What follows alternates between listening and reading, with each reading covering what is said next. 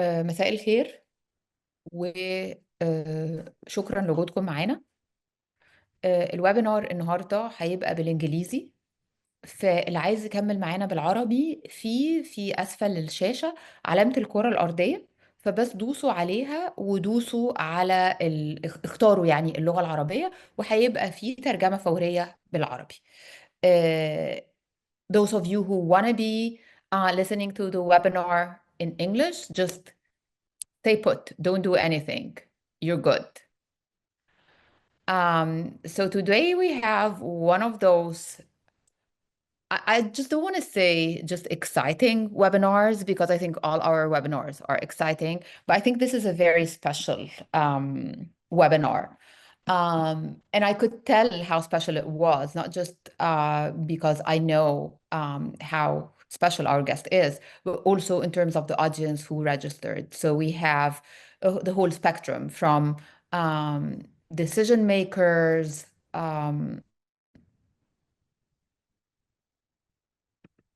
Hold on, I'm just trying to figure out something in technology. Okay.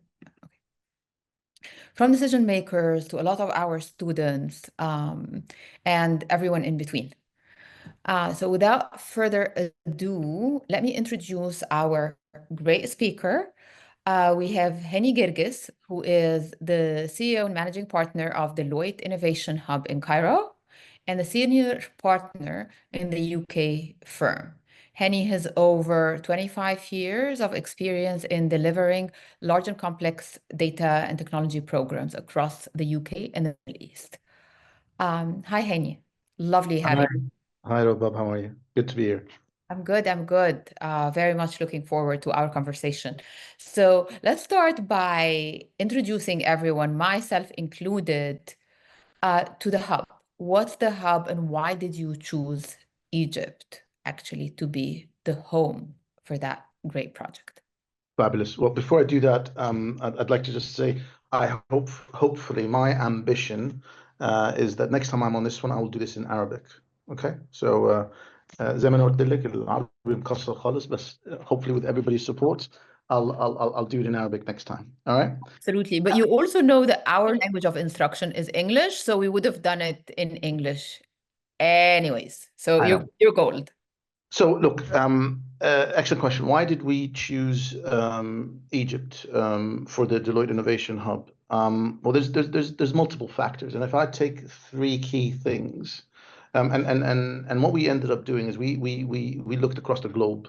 We looked at 43 different countries. Now, Deloitte has a very deliberate strategy around our global delivery network. We have presence in multiple countries to provide innovation to all our customers as such. So when we looked at where is the next location that we to sort of invest in, we looked at it across 76 different parameters. We worked very, very closely with TIDA, who were excellent support for us. But really, I'm going to summarize it, and I'll take three top things. Right, first and foremost, right, the talent. I was blown away. So my background is my father and my mother are Egyptian. I grew up. I was born and I grew up in Denmark. I've lived in 11 different European countries. I used to come to Cairo as a child, but I truly don't understand. I've had hardly any interaction with the talent, so to speak. So as we came here, we discovered that the capability that Egypt has is frankly second to none. So that really got us excited. And this is not only the private universities, the state universities are equally, in terms of the raw technical know-how, second to none. So that's point number one. Number two was the fact we are 2 hours in proximity to EMEA, to Europe. So I'm very used to running large scale programs where I'm using teams in India, for example. And if you try and manage a complex program with, I had to wake up at 6 in the morning to do my calls between 6 and 8 a.m. in the morning. So with India, so I can instruct them on the day. Then you work throughout the whole night. Well, guess what? We're only 2 hours away. So we offer our clients amazing technical skills. Number two, close proximity. And probably the third one I'm going to call out here, cost effectiveness. We absolutely offer quality at the right cost, I think. Right. So these are the three key things. And then actually what made us also very attractive was the government put some attractive propositions on the ground to attract us. So, long may it continue as such. So these are the top four things. Um, So before I want to delve more into those points of attraction, but tell us briefly, what is the project meant to do? Why is this such a big thing where I have my students, crazy about it, and everyone I know is just like so super excited? So look, Deloitte in its own right is one of the largest, if not the largest, professional services in the world, right?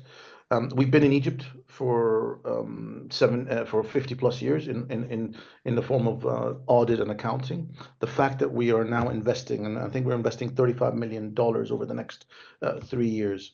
So the fact that one of the largest, if not the largest, professional services company in the world is deciding to actually center our innovation capability in Cairo, I think that's a big testament to our faith in Egypt as such, and in the capability that we can deliver to our clients.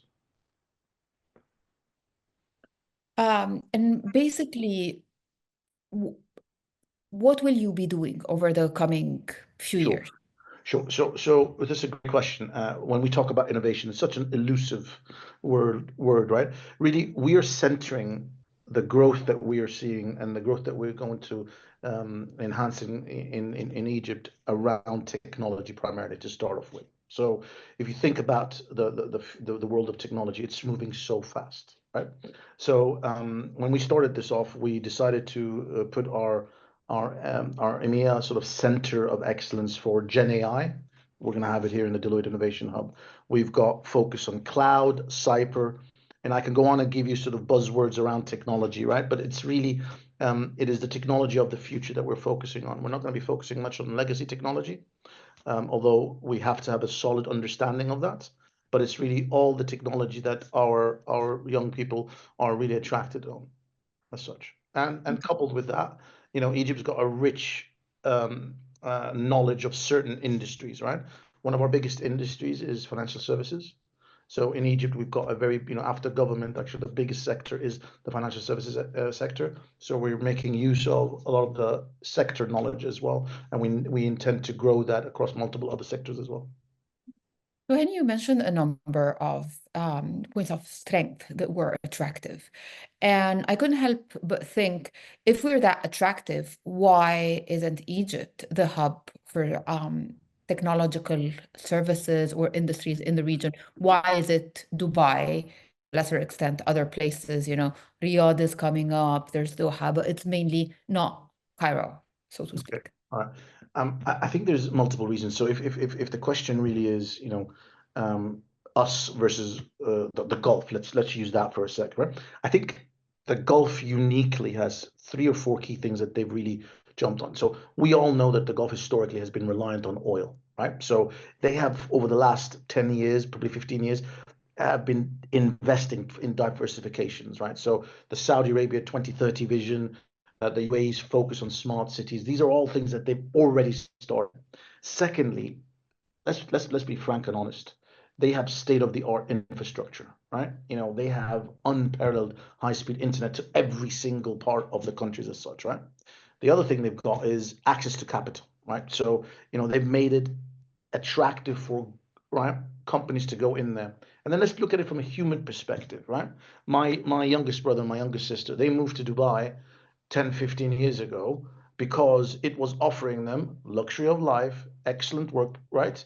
And the opportunity to prosper, right? Now, given all that backdrop, right?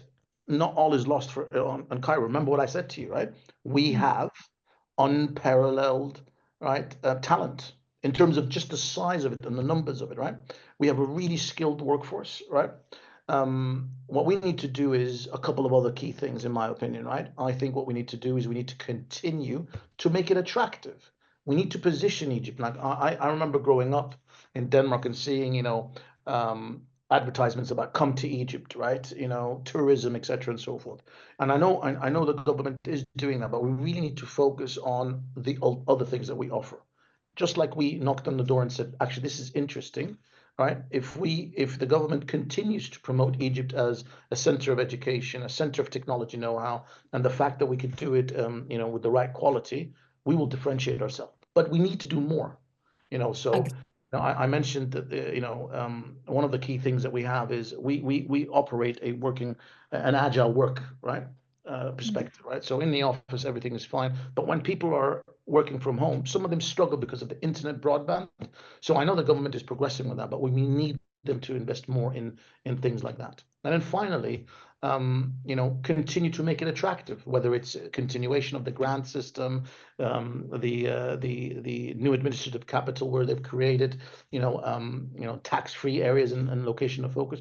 These are I'm not an economist, so I'm not gonna sort of pontificate on that. But I think just we need to focus on global positioning, branding around that, and continue to make it attractive. Because Egypt itself, with our people and our resources, are second to none. And probably, actually, it's not the Gulf and them that are the leaders. India is the absolute master in that space, right? And I was fortunate enough 20 years ago, or maybe 18 years ago, to help set up some of our India capability with my previous employer. So they've got 20 years head start on us, right? But look where they are. If you look at the top CEOs in some of the big global tech companies, they're Indian folks, and they're not Indian born and raised abroad. They're Indians born and raised in India. Why should that not be the case for us, Egypt? I'd love to see increasingly more CEOs come from Egypt, and I have every faith that as we start focusing and cementing on technology and the know-how of technology, we will effectively have more and more of these people. And I'd love to know that, as I'm retiring, that somebody who came from the Deloitte Innovation Hub, who left us and then went out to become a CEO of the next Google or the next Meta or anything like that. That would be amazing. And I think it is going to happen. But let me differentiate between two things. Individual Egyptians, rising high and accomplishing, and I think this happens, this will continue to happen. But again, that does not address the structural impediments that we as a country have in order to develop. When we think of India, we think of both kinds of things. We think of individual Indians, as you say, heading Microsoft and I don't know where else, but we also think of the equivalent of a Silicon Valley. However, even with India as one of the hubs, we still think of the Silicon Valley as the place where the money and the leading innovation is happening.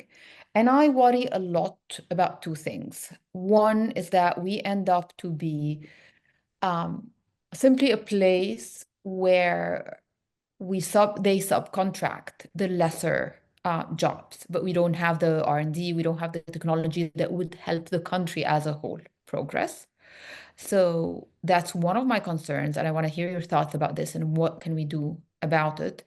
And then the other thing would be, but actually, let's start with this, and then I'm going to go into the other thing.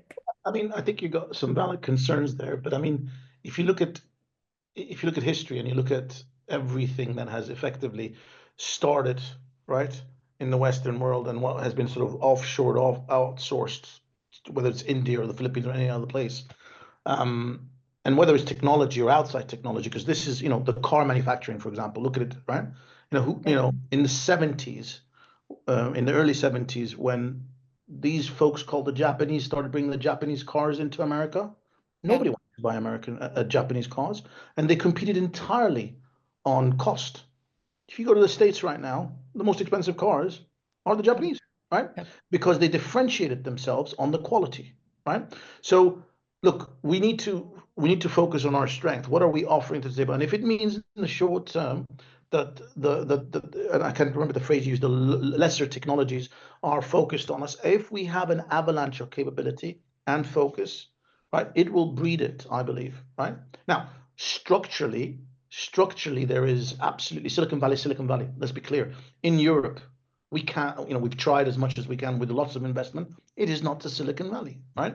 And I'm not going to stand here. I'm not an expert in how Silicon Valley works and startups, et cetera, and so forth. But it's a mix of in my humble opinion, it is the environment itself germinates, right? The thoughts, right? All I'm suggesting, and I put forward is that we have the intellectual ability, so at the individual level, right? Will we become a hub for startups? Well, actually, I'll put it to you that in this region, Egypt has already got over the last 4 or 5 years. There's been a bit of a dip just because of the last 24 months in terms of the economic situation globally, but we've got a fantastic head start in our specific countries around us. Around that, what we need to do is the structural element of it at a at a macroeconomic perspective, right? And that's policies, and that's making it there. Now, I'm gonna put my hand up. That's way above my sort of simplistic brain, but surely the macro has to be something that the country needs to focus on, because otherwise you're going to suffer brain drain, and that's what we need to be very, very, very clear. I mean, we see it with the doctors, for example, right? In the UK, which has been my home for the last 30 years, right, has got a significant issue with getting doctors through the education system. So what have they done? They've made it attractive for doctors from South Africa, India, indeed Egypt, etc., to move across. So then you end up getting brain drain, and that's something that we need to be very mindful of. Hani, you say that policy questions are um, above you, but they're not, and you've done such amazing jobs with restructuring of different sectors. So I ask you, as someone with that kind of strategic and managerial expertise, and I understand also that this is a very delicate position because you deal with the government and you don't want to offend anyone.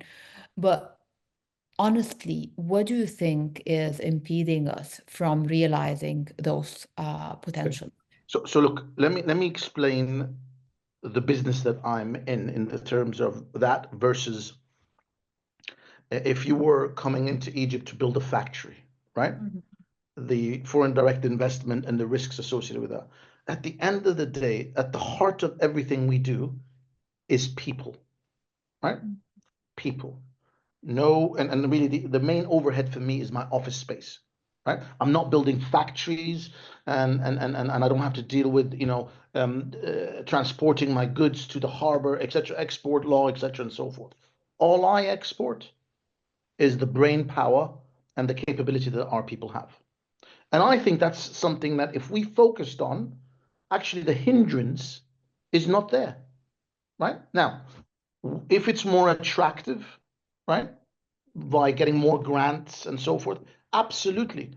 But that aside, right, we still made the decision, right, to invest in Egypt because of all the positive around the resources. Remember, we have one of the youngest population, right? Now our ambition is huge, right? We will grow. To anybody listening, to folks, and anybody from my organization, I've said it, right? We're gonna, my aspiration is that we're gonna be amongst the largest technology employers in Egypt, right? And I say this with absolute confidence that the supply side, i.e., our talented people that are in Egypt, is somebody we can attract, retain, right? And I don't need further governmental sort of support. But what I do need, the other stuff that is real, making it accessible. Because right now we're in Cairo, right?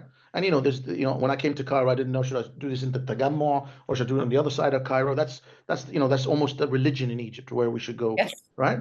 But my dream, my vision is I want to be absolutely on both sides of Cairo, but I'd love to have an office, Deloitte Innovation Hub in Alexandria, for example, right? Because there is a whole bunch of great talent. We've got some excellent universities over there, right? With some fantastic talent. So really, in order for that to happen and manifest itself, that's where the hard infrastructure, such as the high-speed internet, that's where we really need to do some progress as such. So I think it is not a challenge in the business that we're in as much as it is. You hear a lot about competitive nature, the risk associated with coming into Cairo when you're putting massive capex based projects, building factories, etc. We don't have that here, I think. Okay, so let me start. We have some questions coming in, and this has been, open to the public for that reason. So let me start with Ahmed Goma asks, what do you think exactly is needed? What are the procedural steps that would lead Egypt to become another India in that regard? So you talked about the general elements, but I think he's asking about like procedural elements. So procedurally, so I think I think we've already got the basis of this, right? So our universities must absolutely focus, right, on not only the technical skills, it's also the softer skills. So if I can be critical, right, of undoubtedly, right, and I've worked with India for a very, very long time, right? And this is not about Egypt versus India, but this is about Yeah, when of you're course. delivering your services to your clients remotely, right?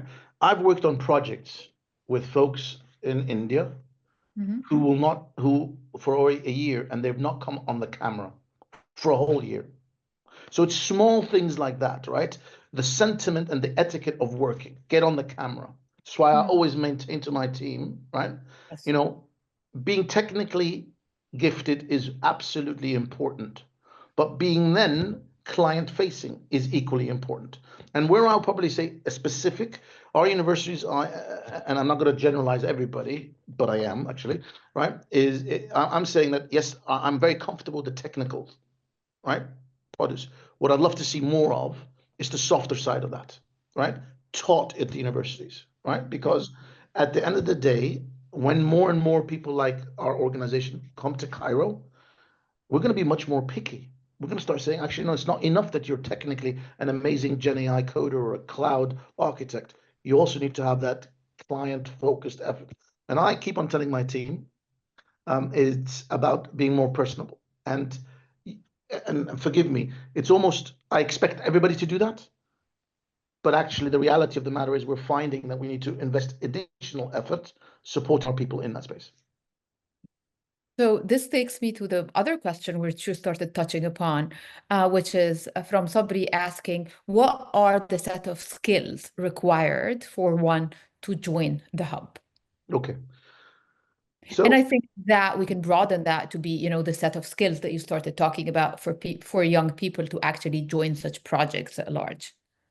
so look, we serve our clients across EMEA. So you need language is differentiator. You need to be able to certainly speak English to a certain level, right? So if you are right now a student and you are at university and you have got any form of engineering or STEM degree, and you're comfortable in your skill set, absolutely fantastic. Do not underestimate the importance of English, right? And now people get very, very hooked up on that. When I talk about English, I don't mean you need to have an accent like myself, right? I grew up in English schools, right?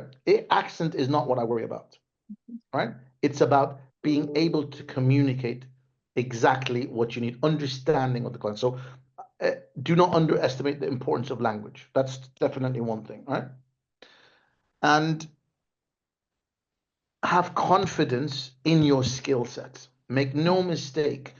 The people that graduate out of certainly the people that I have met that graduate out of the colleges, they do Egyptian universities do very, very well in our entrance exams. So typically, I just did an assessment with my team. 3.4% is the average success rate from CV to somebody being employed in DIH. Now you might look at that and say, "Wow, that's too competitive," right? But Yeah. you are, and it is meant to be because we want to showcase to our clients the best of Egypt, right? The best of Egypt in terms of ability to present us, reflect us as an organization, and indeed Egypt as such, right? So if you get rejected, now I'll tell you a small story about me. I got rejected 44 times before I landed my first job as a graduate. Wow. 44 times, right? 44 times. And was I depressed about it? I was depressed about it.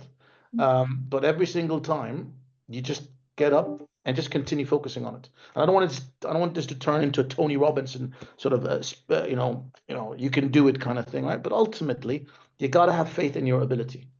And then you also need to acknowledge when something is right. One of the funniest things for me, I'm doing a lot of the interviews right now. One of the things that people at all grades in Egypt, by the way, struggle with is when I asked them, give me three strengths. right? They'll give me 100 strength. But when I say Yeah. to them, what are your 3 development points? It's Yeah. almost as if they've never thought about it, About it. right? So actually, and by the way, I'm asking basic rounded things. I need to know that you, as an individual, on top of all your technical know-how, because I've got other people far more intelligent than me, they've done a test, you've got online tests, etc. Now I'm sitting with you in your final interview with the CEO. I want to see how much have you prepped for this? How much of a connection can I have with you? So it's very important for me that the person that I have sitting opposite me is very cognizant of his or her shortcomings as well. And it's almost missing entirely sometimes. And it surprises me actually. But this is me getting to know, more embedded in Egypt and how Egypt operates. I think it also has to do with what you mentioned early on, which is the education system. What kind of skill set, in addition to knowledge, do we imbue our students with, and what do they value? How do they think? So on and so forth. Yahya is asking, why do you think Egyptian tech professionals are often paid less than counterparts from other regions, and how can this disparity be overcome? So, Or maybe you don't want it to be overcome because it makes us well, no. I think look, let's look at it. Let's look at it in terms of value. Okay. mm, So I'm not sure that I agree with the premise that they are not as compensated. Right mm, now, you're true if you are an Egyptian and an English person, for example, working in the UK, and one gets less than the other. Yeah, that would be that would be that would be unfortunate. But it's really down to the value of the value that the compensation that you get in Egypt in comparison to compensation you get in the US or in the UK, for example. And the cost of living fundamentally shifts, right? Now you could, at a puristic perspective, say, well, hang on a minute, honey, they're doing exactly the same job. But that's not how the world works. The world works based on, taking into consideration everything. So, look, we talk up, and I am very aware that the cost of living in Egypt is increasing, etc., and so forth. But nevertheless, right, the cost of a professional working in the Deloitte Innovation Hub as a graduate, right, I put it to you that they are actually far better off than the equivalent in some of the Western worlds in terms of their living qualities, right? 70+% of your income as a graduate in the UK goes to accommodation. It doesn't happen in Egypt, right? Now, there's other challenges as such. So I guess the response to that is, I think your compensation has to be looked within the borders as such, right? And then I think that's where, and again, let's be clear, certain technologies offer you far more in terms of remuneration than others, because it's all about what's the hot skill to have at this point in time. Okay, so we have a question about the creative hubs, which the Ministry of Communication, so مراكز إبداع مصر الرقمية. And I want to ask you if these are doing, if this is not, politically sensitive, are they doing the kind of job that they should be doing? Are they training, So, Rabab, I have to put my hand up. I don't even know. Apologies. This is not something I know oh, you don't anything. know that. Okay, No, okay. no. Okay. Apologies. Okay, that's good. That's a good. That's good because we don't want to say something that we're not sure of. It was in one of the questions. So, Hanan is asking, when you say development points, do you mean the areas needed to develop or the areas being actively developed by the person? And why do you believe that's a critical part to ask about? Thank you in advance. So I think it could be both, right? So and I say this all the time when I'm asking somebody, give me your development points, right? What I'm really looking for there is cognizance, and I always say, oh, and don't tell me, because some people try and Yeah, say, oh, I work too hard, I'm a perfectionist. exactly. I want to Totally. know. Everybody says that, and so I always cut them off, right? Because really, it tells me how self-aware you are, right? And self-awareness is one of the most humbling thing you find in colleagues, right? Absolutely. Uh, we and I have to apologize. Maybe this is me being raised abroad with interpretations of what Egypt is like, etc. All I saw about work is الأفلام الأبيض وأسود. So again, for me, self-awareness is probably one of the most important thing required in a job, right? I will gladly forego the best technologist who cannot work in a team over somebody who is number 2 or 3, who's self-aware, who could work in a team. Absolutely.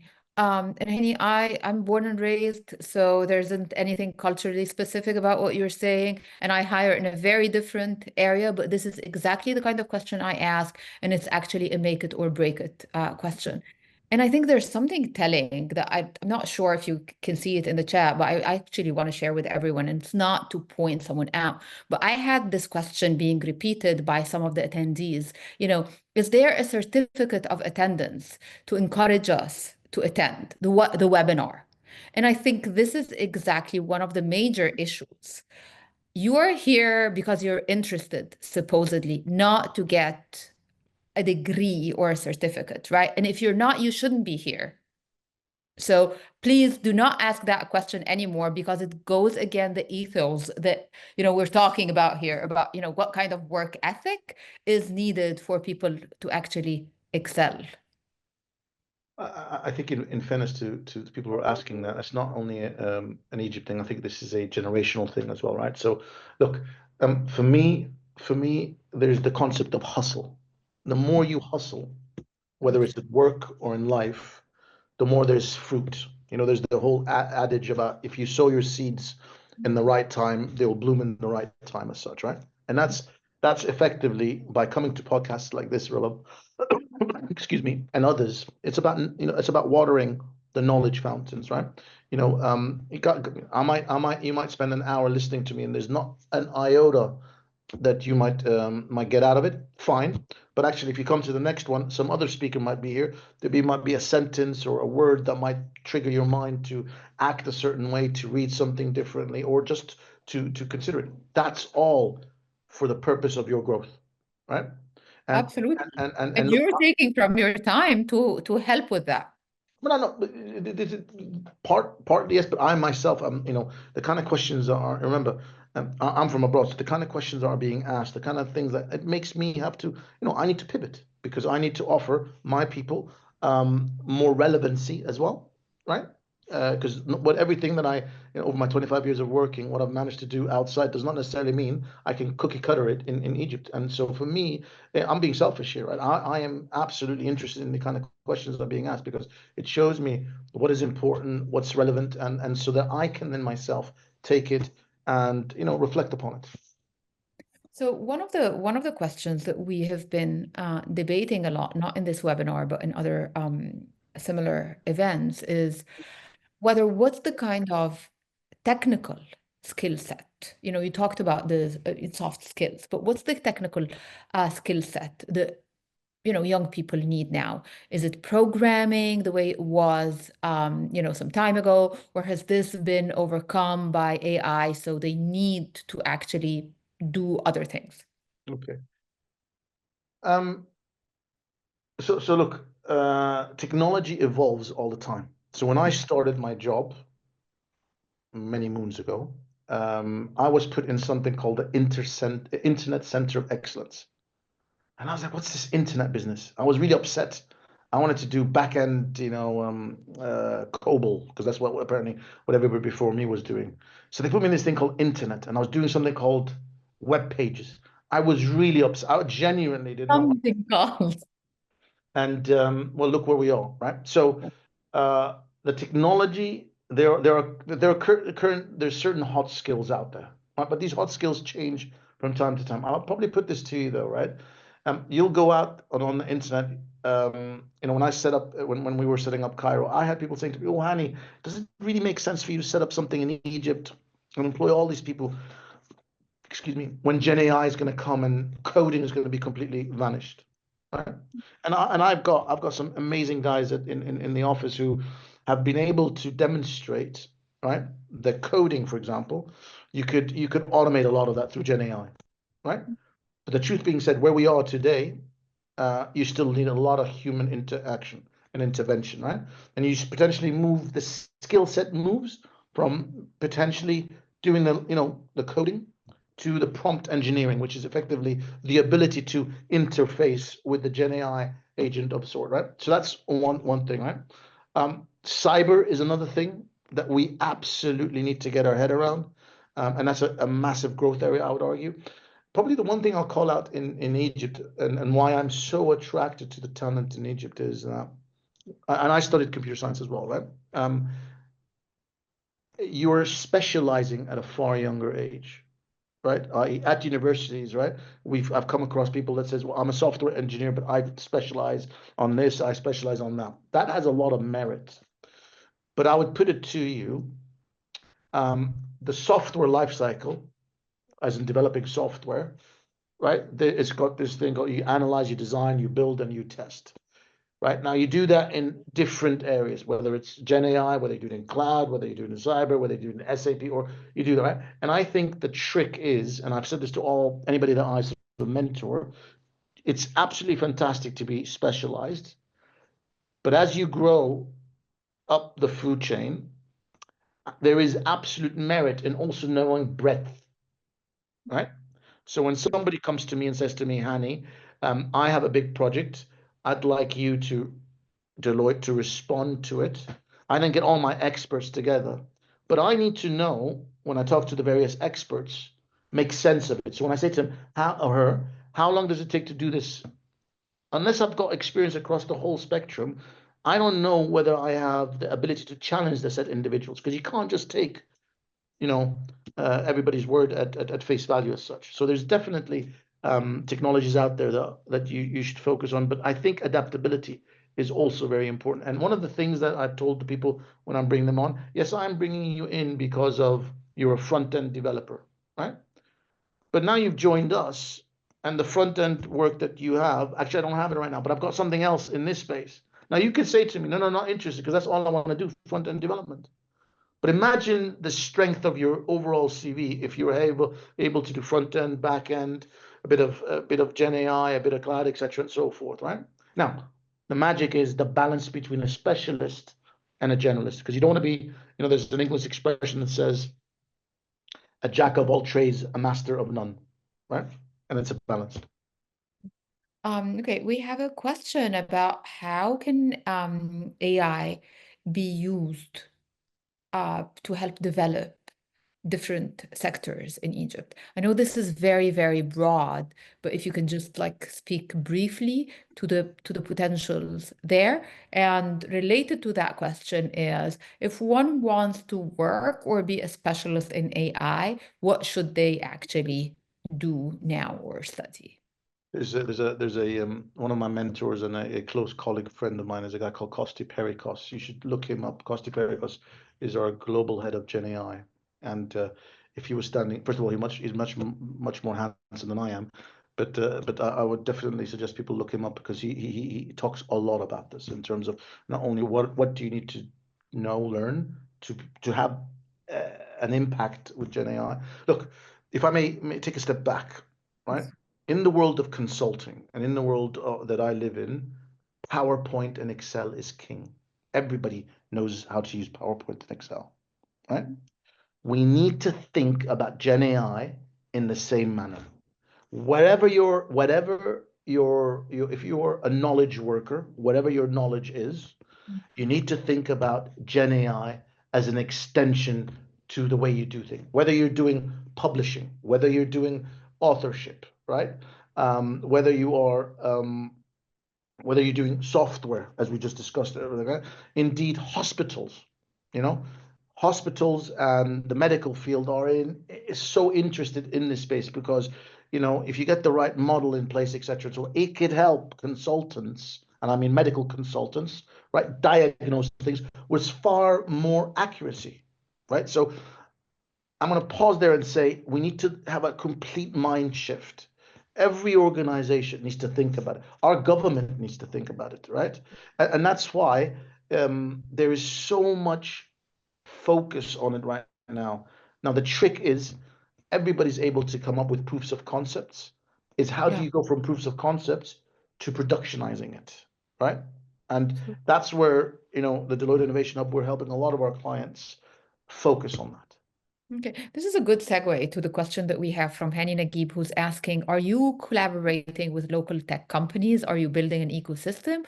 Or is the Deloitte Hub totally self-contained? So at this point in time, so let me explain to you. So we're 14 months in our existence. So if you imagine, we are a big global brand, but when we came here, right, you know, the initial guys who committed to joining Deloitte Innovation Hub, I was interviewing them from the hotel lobbies kind of thing, right? We then moved into some temporary accommodation. Then we needed to worry about where should our physical location be. So the truth be said, at this point in time, we haven't started delving into it. But my team are focusing on looking at how we are a net additive capability. So my mobile development community or capability, they're now going to be sponsoring a big mobile development, iOS, Android conference where we talk to people about this is what we've been learning out. This is around community building. Why do we do that? Well, we're doing that because we want to tell people this is the stuff that we're learning from working with outside, and we're sharing that with people. And Rabab, maybe once I know when the dates are, I could share it with you. But these are the kind of things that we're doing. Unfortunately, where I am in our life, 14 months old, we haven't gone in and said let's team up with these guys. Let's not team up with these guys. And I you know, hook me up in LinkedIn if you guys have any great ideas. But really, what I want to do here is we want to be a sort of a vehicle, right, for making an impact that matters. That is our motto. That's what drives me as an individual and the Deloitte Innovation Hub is that we want to make an impact that matters, not only for our employees, but for society in Egypt as well. So I'd love to hear of any ideas around that. Perfect. And I guess you also need time to understand the existing ecosystem, right? Because you don't want to come in just, you know, trotting around and expecting to build something as if nothing existed before you. That's right. That's Um, right. We can't make that mistake. So, Hani, I understand that this is Egypt focused, but would it have like a regional kind of branching or collaboration with countries in the region? So, like Egypt being that hub, and there are mini hubs around, or how does it work? Oh no, so apologies if I haven't made that clear. When I say we're focused on Egypt, our people, they're primarily there to work with our clients across all of EMEA. So it's, you know, it is already outwards focusing. So I've got a whole bunch of people working with projects in Saudi Arabia, others working in Dubai. I've got people working in Belgium, the UK, Ireland, pretty much across the spectrum as such. So really, that is the purpose of our existence. It is to effectively showcase our capability in Egypt to across what we call North-South Europe as such, which is primarily the Middle East and Northern Europe, with Central Europe as being part of that as well. Okay. So I have a long question from Ibrahim Nimr, who has been, you know, one of our students who's just infatuated by the whole hub. Ibrahim, this is so long. I'm not going to read this, but I'm just going to say I'm a software developer, recent graduate from AUC. At this moment, the main path, da, da, da, da, da, da. And the question is there a way, in your opinion, to have an initiative with more success and more concentrated focus? So I think what Ibrahim is asking is what would be a quick way for trainees and people who are not coming from computer science to make that shift into this world? Yeah, it's a great question. When I started my job as a graduate, I started as a one of 60 individuals. We started on the same day, so that was my cohort.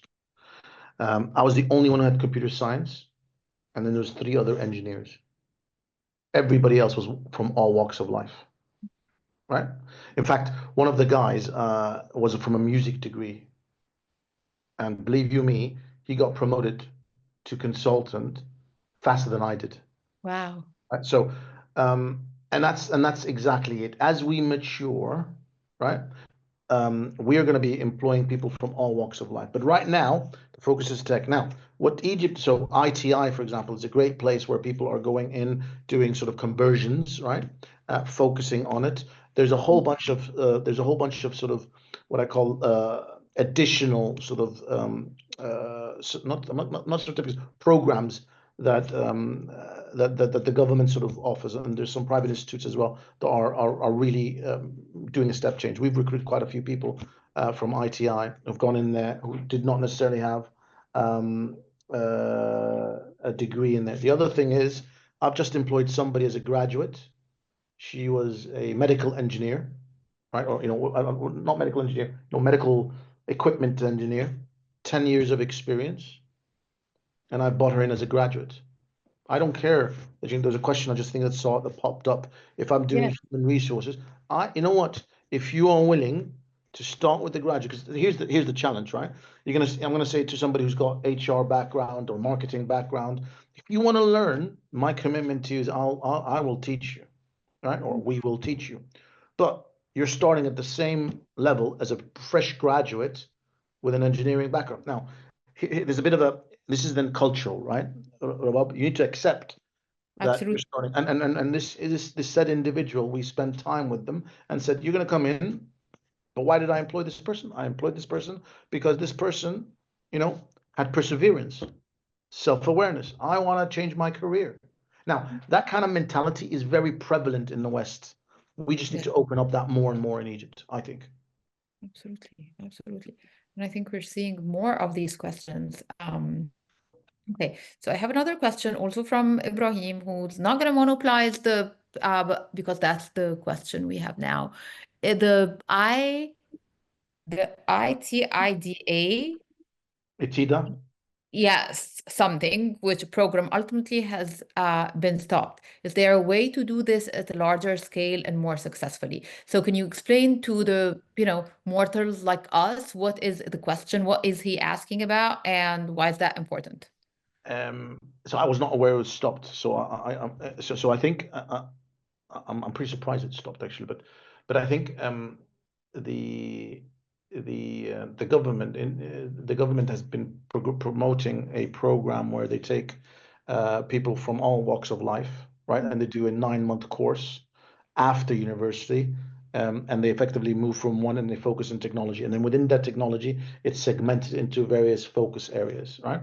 Which, to the opening question you had, is a great way to focus individuals into it. So for me, that's the kind of stuff that I found attractive when I was coming into Cairo to do the investment as such. So I was not aware it stopped, and I'm pretty surprised of that.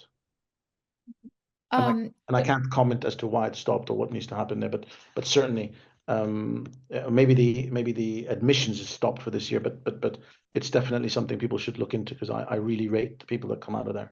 They're highly skilled, and it's across كل المحافظات, not only Cairo. wow.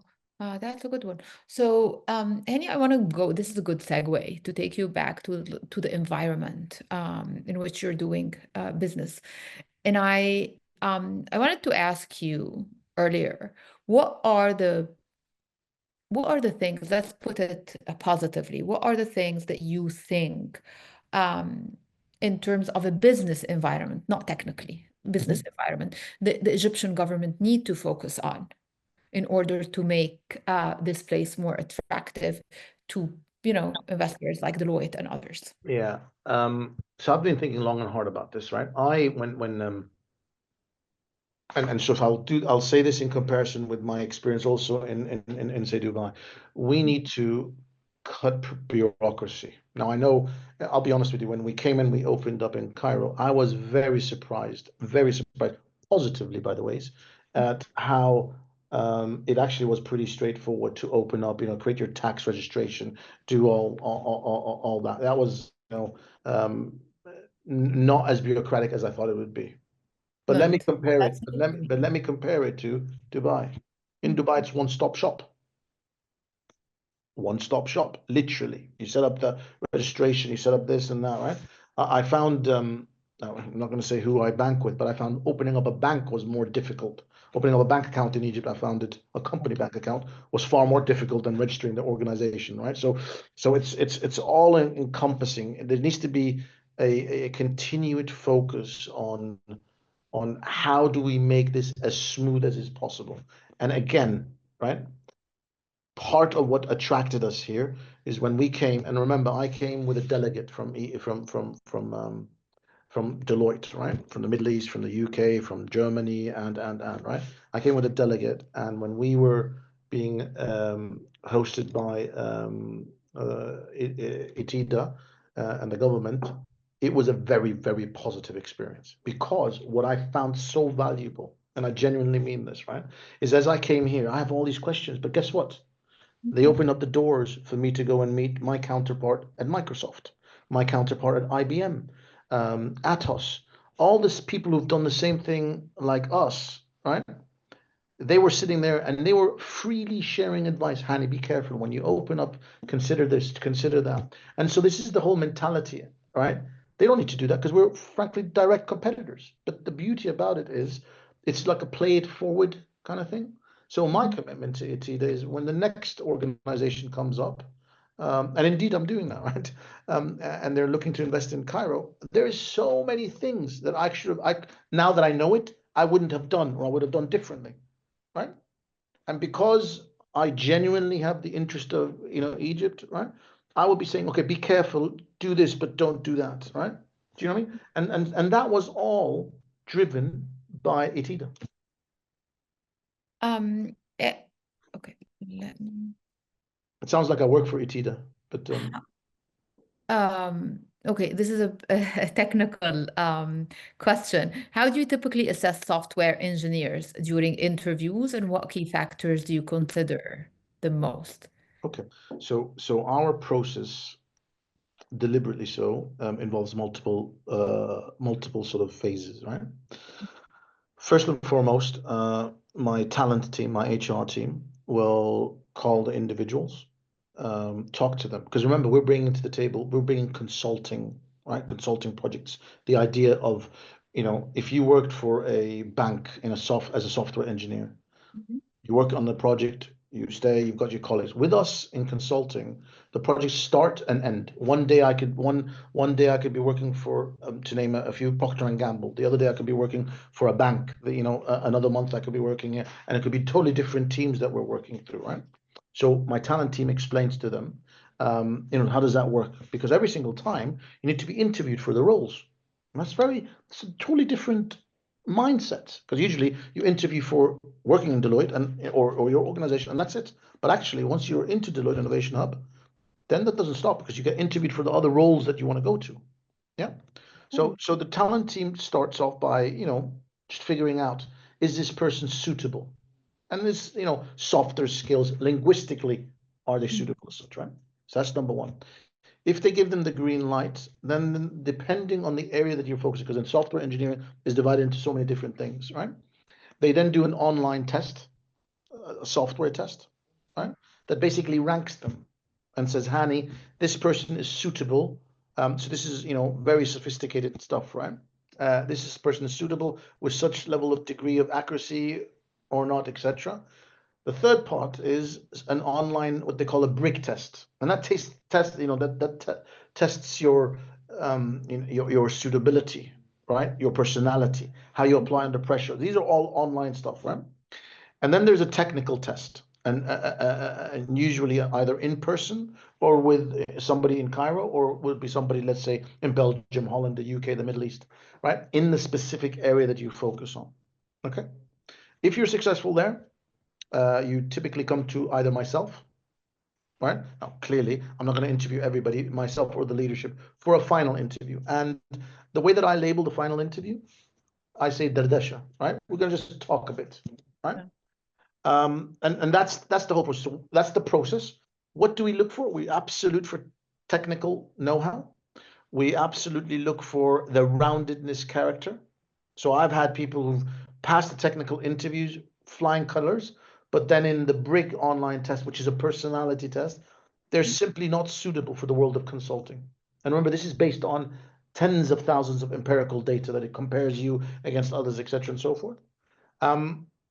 One thing is, some people are fantastic at online tests. Then we get into the technical tests, right? And there it's about behavioral around technology as such. And then the final test with myself, or my leadership, it's around the softer stuff, the suitability, etc. And that's where, and I am absolutely transparent about it. I'm not interviewing you in technical because all the other people have done that. I just want to know, are you suitable? But when you say that their personality, like the personality test shows their suitability, what would be someone who's not suitable? Like what kind of person should actually cut it short and not Yeah. apply? If you're uncomfortable in the gray area, if you like black or white, and that's a personality thing, right? The one thing that is constant in the world of consulting is change. And I have to put my hand up, and this is not only an Egypt experience. This is a UK experience and all the other countries I've worked in. You know, we've employed people that the continuous change, they can imagine it, but when they then are living it, it's a total different world, right? This does not mean that everybody needs to be an extrovert. Let me be clear about that, right? We have introverts that do very well. We have extroverts that do very well. We have introverts that don't do well. We have extroverts that don't do well, right? But it is the continuous acceptance that projects will come and go. You've got, you know, sometimes you're going to be on a project with a client that you don't necessarily enjoy. Maybe you want to focus on something else, right? But right now, Rabab, I need you because you are available and you've got this skill set. I know you don't want to focus on growing that. You want to do something else. This is where I need adaptability. Right now, of course, if I take you and I put you on this project and you've said to me, Hani, look, I don't want to do this for a long time, and I keep you there for a year or two, what's going to happen? You're gonna leave. Yeah. Right. So this is where our leaders, it is very important, and I focus quite a bit on that, to get to know our people. Now we're growing and we're growing very, very fast. Now, how do we balance growth with the culture that we want to instill and the human touch element? And that's a balance, frankly. I'm not going to always get it right, but the intent is to focus on that. Okay. So adaptability, flexibility, you don't want someone who's rigid or, fixated on something. What else? Hunger for learning. And that's a very cliche thing. And what I mean by that is, as we discussed earlier on, technology is so fast evolving, right? You're out there, you're serving clients. The clients want to know that I've got the best people, right? So what does that mean? That means, Hani, how many of your people are certified in this technology or that technology, right? And one of the things I'll call out as game changer for me when I worked in India was the hunger of our Indian colleagues to want to do certifications, because they saw it as a way to set themselves apart. Now, let's be clear, certification in isolation without hands-on experience is not there, but it's all about, how do I promote myself? How do I stand out, right? And indeed, I am pleasantly surprised that in Egypt as well, we're pushing the boundaries on that one in comparison to other countries as well. So, adaptability and all that stuff, but also certify yourself, right? Because you're starting new here, right? You've done well to get in through the doors, but now how do I settle myself and how do I demonstrate my ability? So continual learning, like Yeah. it's not something that you accomplish and stuff. Yeah. Okay, so Ibrahim and Nimr is asking again, what kind of and how much of a role can software exports play in helping the Egyptian economy? Is that a sector that can be beneficial? So software exports, i.e., so for example, I would argue what we are doing is effectively that we're exporting our software knowledge abroad. Yes. I think, and to my earlier point, I think that's where we need to be game-changing leaders in this. And the beauty about this, right? If you think about the policy changes, if you think about the investment required for that, right? That, in my mind, it's, far less onerous on the government than policy changes to make it more competitive to, I don't know, open up a steel plant or open up these, right? Whereas we've got the people, fact, they're very, very trained up. Now, how do I make sure that they have ability? So internet access, high-speed internet, it is, I can't keep on harping on about it. It is a massive requirement for it, right? And then the universities also, as I said earlier on, need to focus on what I call the rounded knowledge and language as well. One of the things that I've come across is, remember, the question was exporting that, right? And in order for you to export that, you need to be able to talk the lingo, right? And I didn't say it in the beginning, we talk about English in Egypt, but hey, let's not forget Egypt's got an excellent group of young folks that have French, German, right? You know, you could find everything in there, right? And as we progress, my aspiration is to have all that capability as well.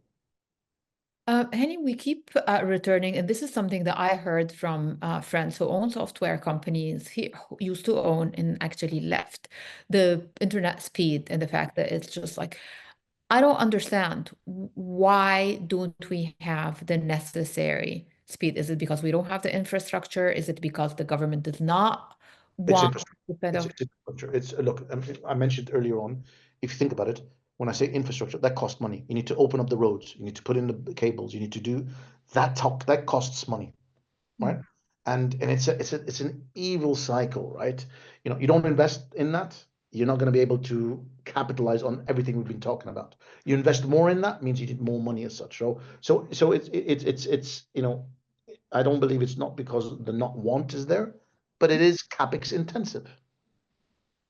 Yeah, I mean, but we apparently have the money to invest in roads and bridges and other things. So, again, I think getting the priorities right Yeah. would be. The roads and the bridges are very visible. They impact a lot of Yeah. people, right? It's then here, you know, it's our focus, right? You know, our focus in Egypt has always been tourism, has always been the Suez Canals, Yeah. and there's key things that we focused, rightly so on. I think, you know, if we continue as we're doing on this trajectory, really saying, you know, guys, this is the place where technology, right, is going to be, you know, we are the cradle of civilization. We should be the cradle of technology. So Henny, we have a question here. Apparently, this is a parent who's asking, should we teach our children coding from a young age and in schools? I think, look, a simple answer is I think yes. My kids, my 12-year-old learns it in school, right? Um, and had it not been for Gen AI in the last year or so, um, I would have continued saying yes, absolutely. Don't second guess it. And this is for all walks of life, right? Why the reticence, right? Is well, now people are saying, oh, hang on, Gen AI is going to replace coding, right? So Yes. I'll take away the word coding, right? And I would argue the kids need to be very technology savvy. And by the ways, they are increasingly so. The smartphone in their hand, the magic that my 12-year-old can do with his phone, you know, whether it's chat GBT, right, or whether that it is the knowledge of how to use it, right? I would I would strive and I would urge people to be much more au fait with coding as well and the software lifecycle. Yes, is the answer. Right. Now I'm gonna, as an educator, I'm gonna ask my own question because I'm actually, torn about when you say kids with smartphones in their hands and how this is making them technologically savvy. I'm actually thinking, on the other hand, it's making my students less attentive. They cannot read, in the humanities and the social sciences. I want them to be able to read long text. There's something actually going on with the wiring of their brains and their attention span. How does one strike like the right balance? Yeah, look, I mean, look, it's here, right? It is here. It exists. We need, as an educator, I'll put it to you and other educators, you have to embrace it. It's as simple as that. You have to embrace it because the answer cannot be, right? You can't have anything about it, right? So, No. so I you know, how do we bring the online world together with this? I was literally just before I came on, I was reading, I was watching a TED talk about a guy who's promoting bringing. Are you familiar with Twitch? Right? It's an online platform, usually used for gaming. So people they game on this environment. Others, my kids, for example, include they watch these people play online and the attention that they are able to capture. Right? So there's a lot to be said to take some of the gaming. This educator was saying we need to learn from the gaming space and bring education into it. Right? How do you do that? Right? People digest stuff in bite-sized chunks much more now. You can't, gone are the days where they read long passages, right? But now, are we now suggesting we can't give them a piece of poetry to read or something like that? Exactly. I don't know the answer here, but the answer definitely, all I know is the answer can definitely be not to not engage technology. We need to do that in some way or the other. So I appreciate I haven't answered you because this is the uncharted territory for me. I think the answer is, so if I take ChatGPT, right? A lot of my clients have completely cut ChatGPT. You can't access them from their network. You know, my kids' schools are very worried about it. How do I capture that? How do I do this, etc., and so forth? Huh? Truth be told, truth be told, unless you open it up, right? Kids are so clever; they'll find ways of doing it. Absolutely. Absolutely. Right? So, you know, maybe the answer is let's assess how I shouldn't say kids, but how people interact with these tools because they can genuinely increase productivity significantly.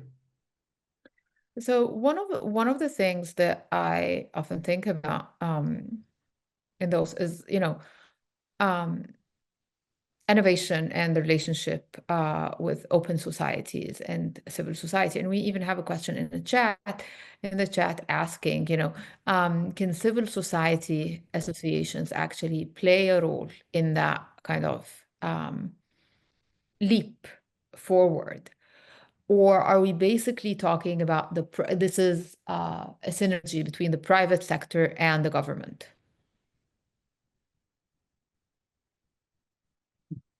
Well, technology is so prevalent nowadays. If we talked about Gen AI, every walk of life is going to be impacted by it, and all walks of life needs to embrace it, right? Now, if you imagine where we've come from, so now that I've shifted over to Cairo, you got this fabulous app in Egypt where InstaPay, is it InstaPay? InstaPay. Yeah. Actually, we had a question about InstaPay. Yeah. But guys, you don't appreciate that. We started from down here. We've leapfrogged. We don't have something like that in the UK, but we have a lot of Oh, you digital. don't? We don't. We absolutely don't. Every single bank has got their own banking app, etc., and so forth, right? So there's a lot, where we're coming from. If we have a consorted, private, public, and indeed civil society, right, all coming together, there are things that we can leapfrog. You remember, if you look at the world's most advanced mobile networks, they're not in the Western world, right?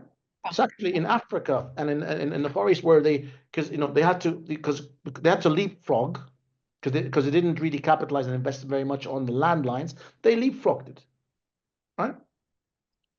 But is this leapfrogging sort of a good thing, or is it just like making us consumers of technology that's developed elsewhere and it's more expensive, right? It's just like driving the big car that you don't know, you don't know how to operate or maintain or produce the spare parts for.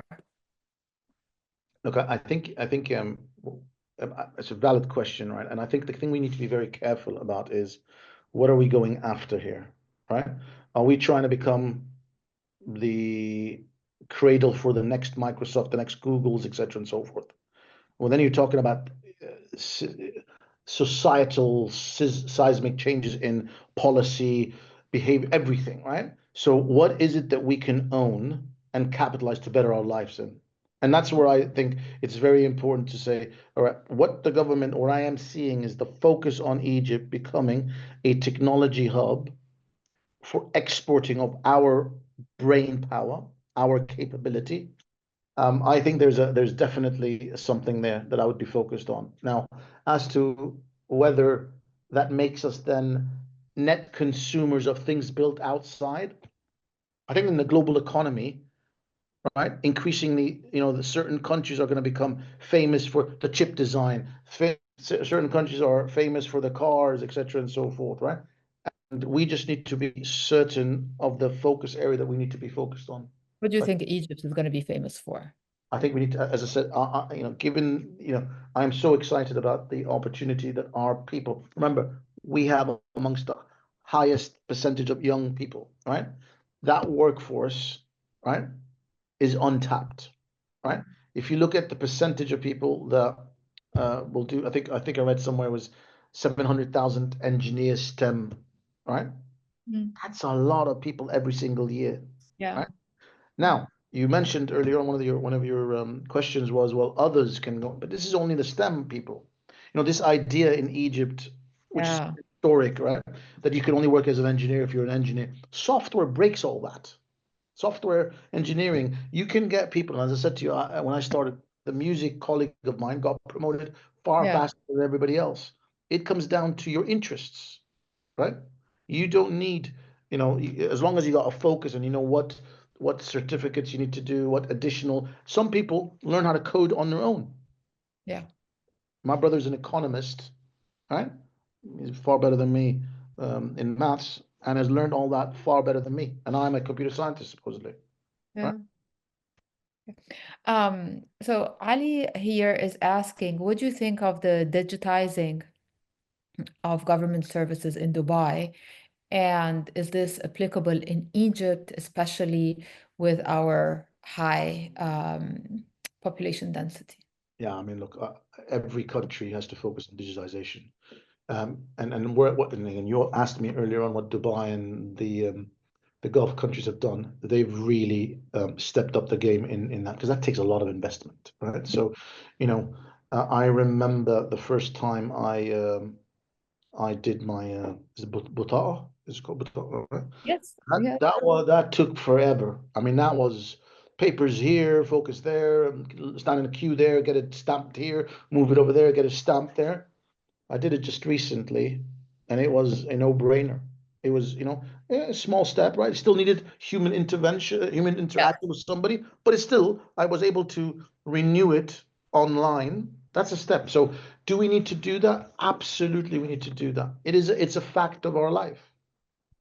So my now Ali Farmawi, who we're talking about the earlier from Microsoft, was telling me how there are there's a difference between digitizing existing services and changing the mindset so that you provide these services digitally, right? So it's as if automating them as Yeah. opposed to, like a digital, which means that the steps is going to be different, that everything is going to be different. And I'll give you an Yeah. example, and I'm not going to mention the country, but a very famous prime minister stood up and said, "We're going to digitalize government."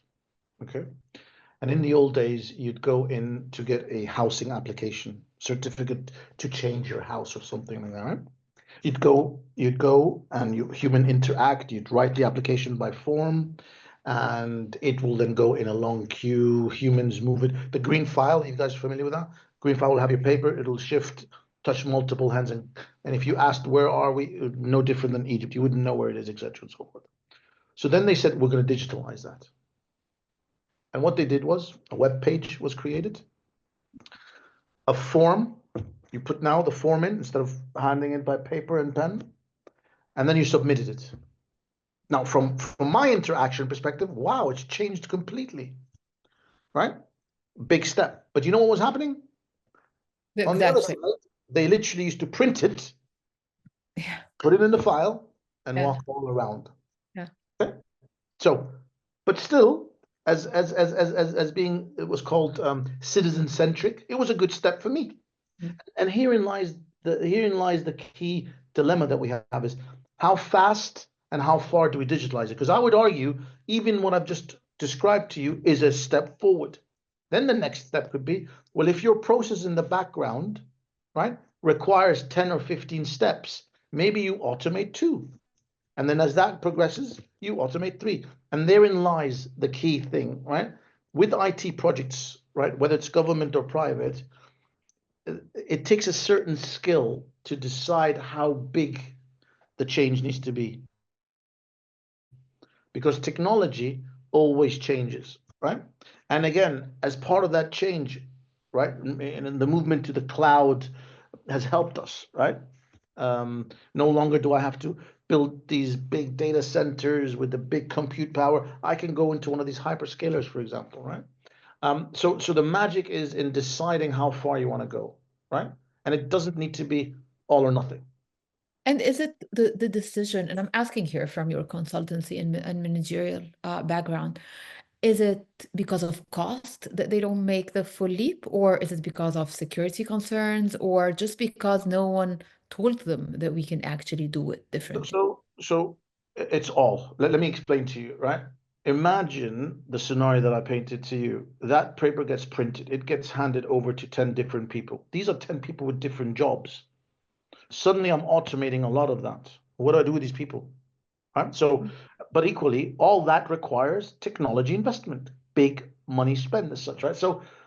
And then people are worried about, security. This stuff is in the cloud. Oh my God, these people are going to go after it, etc., and so forth. So, I could sit down here and I could make a list as to why not do it. But Yeah. equally, when you figure out that if you accept the fact that the world is getting digitalized and we are being left behind if we do not do this. And by the way, this is not an Egypt problem. This, here where I live right now, there is issues that we have not automated at all. There are certain things that we have automated, right? And there is no one size fits all. So one governmental department might do it one way, another governmental department might go it another way. I am aware certain countries, because of the size of them, it's much smaller countries, they've gone and done stuff, maybe multi-department, shared services, economies of scales, blah, blah, blah.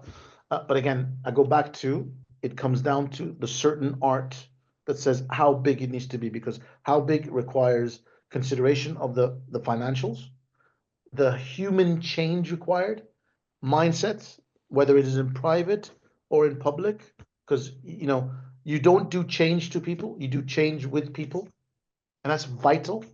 And a lot of this is change.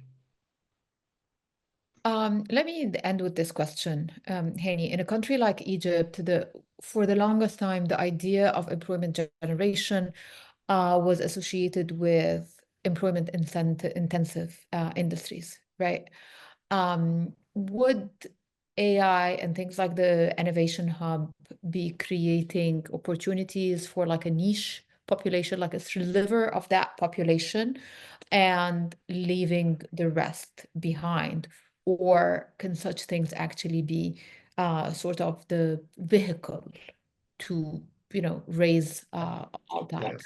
So if you remember, when the internet started making its way, a lot of people said, "Ooh, hang on a minute, a lot of jobs are going to go away."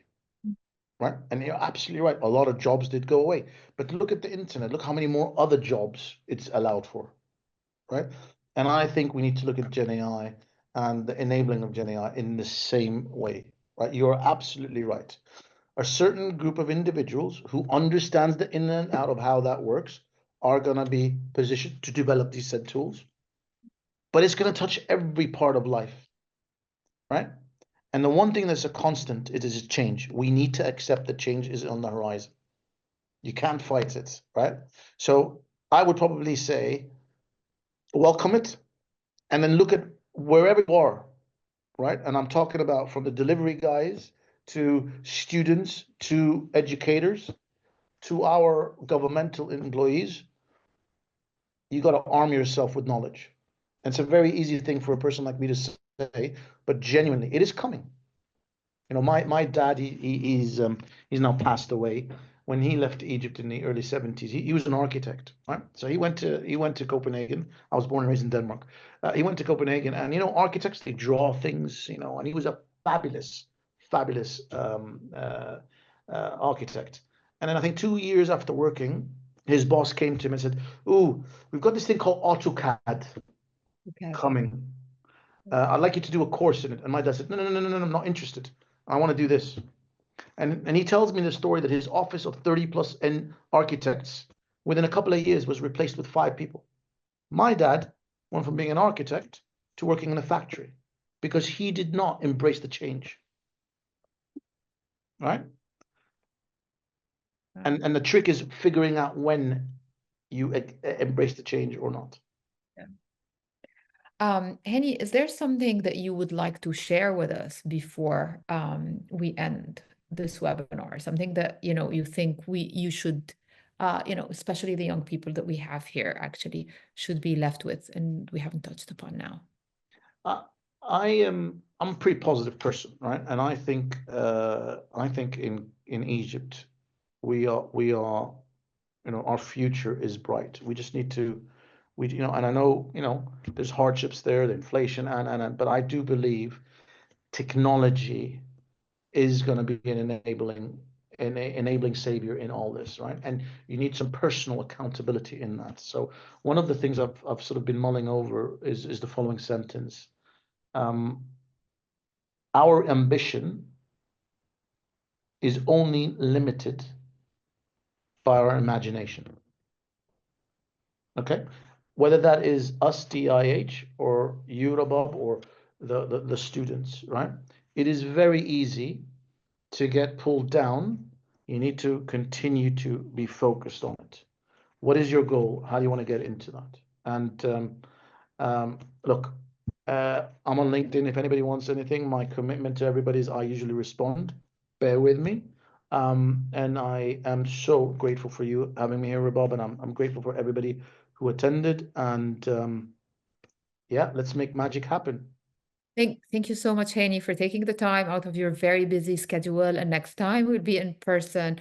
Thank you so much. We have participants on the webinar, but we have even much more on our Facebook Live. This is going to be available to people in both Arabic and English on our website. So thank you, Hani, once again for taking the time and being so open. Thank you. And looking forward to just doing this in person on AUC campus. Thank you, everyone, for joining us. Have a great rest of your evening. Bye. Bye-bye.